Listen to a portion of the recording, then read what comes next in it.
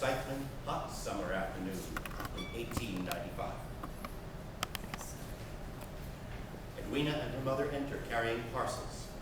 They survey the empty room. Mother points to the table with her parasol, then barrels towards it. Over here, Edwina. We can look out the window while we know.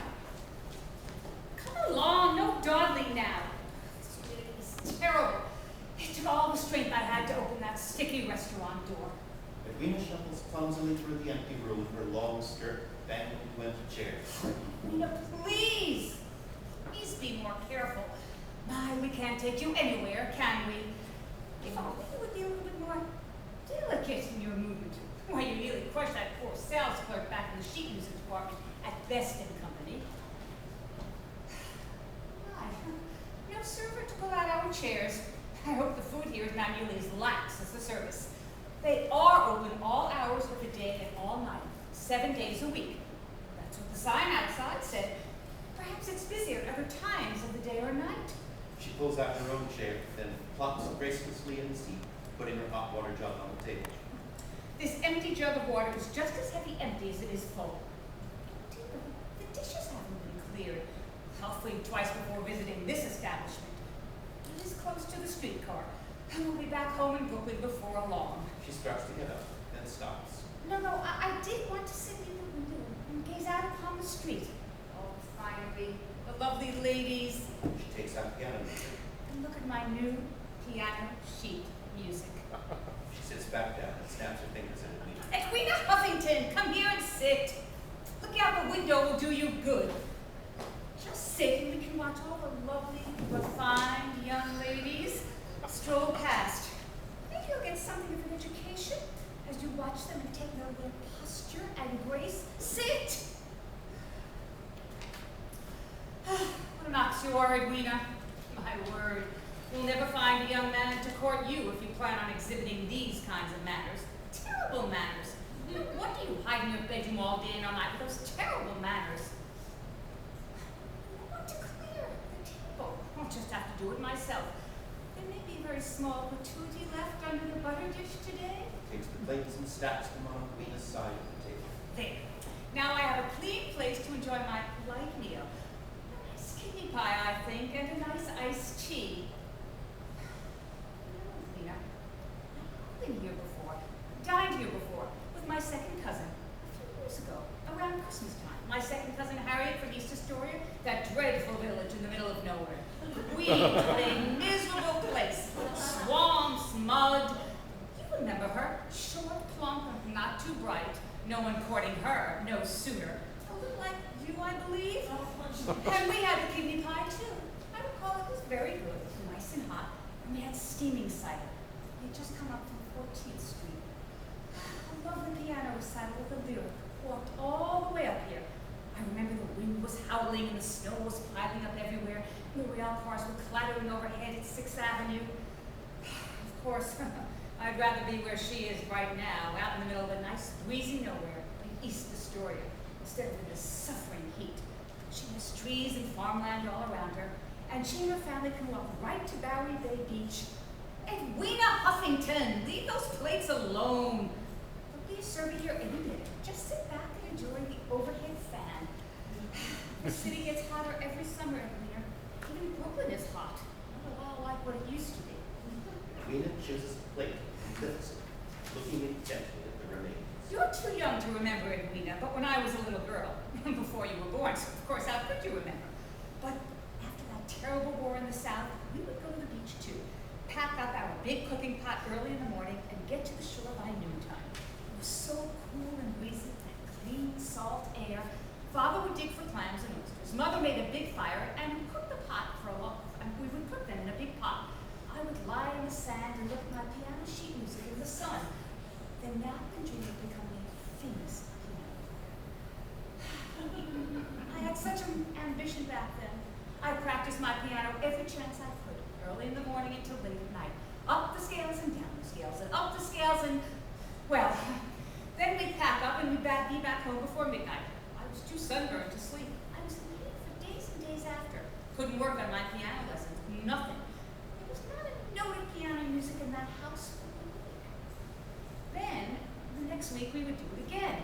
All summer long, Father would pack and, funny, now that I think about it, we could have saved so much time back then if Father just went to the sea market around the corner from our house, purchased a bushel of clams and oysters, brought them back home. Mother could have put the clams and oysters in the cooking pot right there, and I could have stayed inside and worked on my piano lessons. Cool and happy. Nice and cool, and Mother and Father would enjoy the sound of my piano playing as they enjoyed their clams. And Edwina! Stop that this instant! Stop it! Backsmith you are. You'd be better off locked away. Maybe we should put you on the next version to Blackwell's Island, along with the other people who were wrong on their head. Stop it this instant! Why on earth you continue to do that, especially here in public? To shut you up, Mother. For 1 minute, that's all. Stop talking about the heat, your piano lessons, your second cousin, me, the lovely ladies on the street. You wonder why I stay in my bedroom all day and night?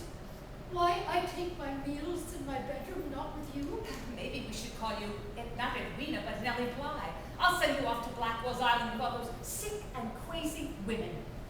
To get away from you and your piano playing, day and night, night and day. You won't pay more attention to your sheet music than to me, or Father. Well, I never thought I'd hear this. I must have forgotten to mark it in my day planner. I must be too involved with my piano playing.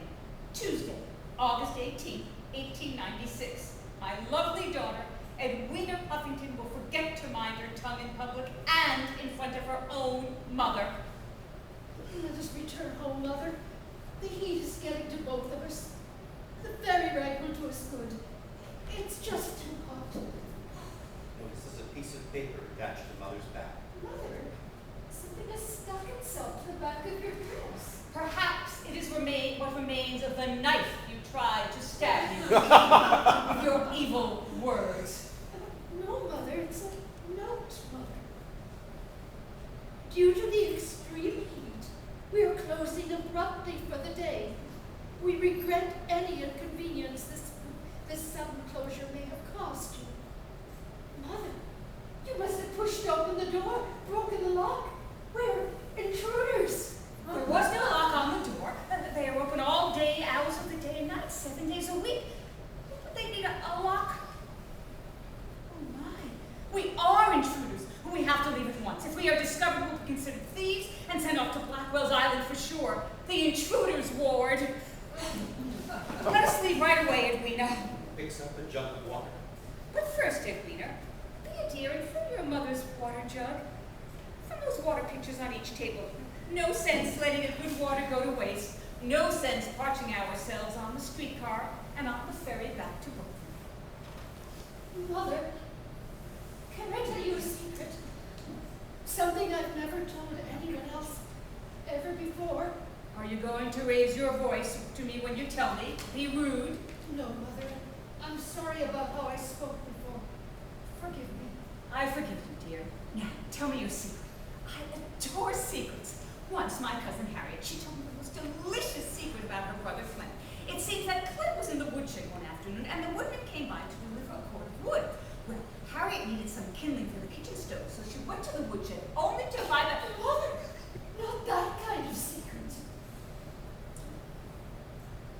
Well, you know I stay in my bedroom most of the time I'm at home.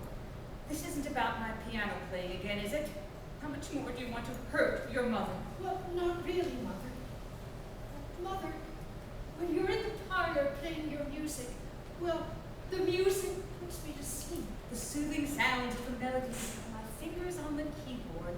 And when I fall asleep, I have this dream. The same dream, over and over again, most of the time. The playing of the notes on my sheet music makes you dream. In this dream, I'm near a cliff, and there's a wooden walkway going up to the cliff. And there are people lined up on the wooden walkway, waiting their turn. The walkway is whitewashed, very clean. Do you hear my music and you're waiting in line? In a dream? How silly you are, Edwina. Hurry up with the water jug. Let's be going. They are waiting their turn to jump. Jump off the cliff. In the dream, I go up to someone, a well-dressed woman, and ask her why she's in line to jump. And she tells me that she and the rest of the people are so rich. They have so much wealth. I can't explain it. I may have to visit this room again. They were so rich that if they have nothing to do that day, they can jump off the cliff into the next day. They pay to jump into the next day. But they're never seen again. No one can do that in a dream, no matter how wealthy they are. You need to open a window in your bedroom, get some fresh air. And in the dream, I walk a little further away from the cliff, and there's another wooden walkway. This walkway is different, broken, faded. Oh, I mustn't forget my piano sheet music. Mother, in the dream, I walk away from the cliff to that wooden walkway. Broken, faded, doesn't lead to the cliff, but leads to a pair of dirt and rocks. There are people waiting in line, just like the other wooden walkway. These people are poor, dirty, Oh, unwashed. Edwina, how vulgar to have such terrible people in your dream. The heat must have sent everyone indoors. There isn't a soul on the streets. We'll be at the ferry and back in Brooklyn in no time. Just like before, I stop a woman waiting on the rickety walkway and ask why she's waiting in line. She tells me that the poor people cannot jump into the next day like the wealthy people can. That's understandable given their low status. So they line up in the walkway, and when they get to the end, they jump into the pile of dirt and rocks, so they can be like the rich people too. After they jump, they dust themselves off and just go on with their lives. What does it mean, Mother, this dream? Every time I sleep, I go back to the same place and see the same people waiting in line. That's all I want to do. Sleep and visit these two walkways and watch the rich people and the poor people jump off the end of each one. I watch them. I feel so frightened, so unsafe. I think it means you're eating too much before going to sleep, Edwina. All that food is giving you these strange dreams. No wonder you have that bulbous figure. And then, when the dream is finished, I slowly become awake and I hear your piano music playing in the parlor. I feel safe. Perhaps the next time I want to dream, I will rest in the parlor so I can hear the piano music. Thank you, dear. That means so much to me. Tell me, Mother, which walkway would you choose in my dream if you were in it? I choose the walkway with the wealthy people, of course. What do you think money is for anyway? I jump right into the next day, fly through the air with my piano sheet music. And never be seen again. Well, I'd be in line with the poor people. I wouldn't mind getting a little dirty, a little scraped, and dust myself off and go on with my life. Oh, what a pig you are, Edwina, roped in the dirt like that. What an eyesore you'd be. No gentleman would ever look twice at you. Never be the mother of a bride. They exit. The end.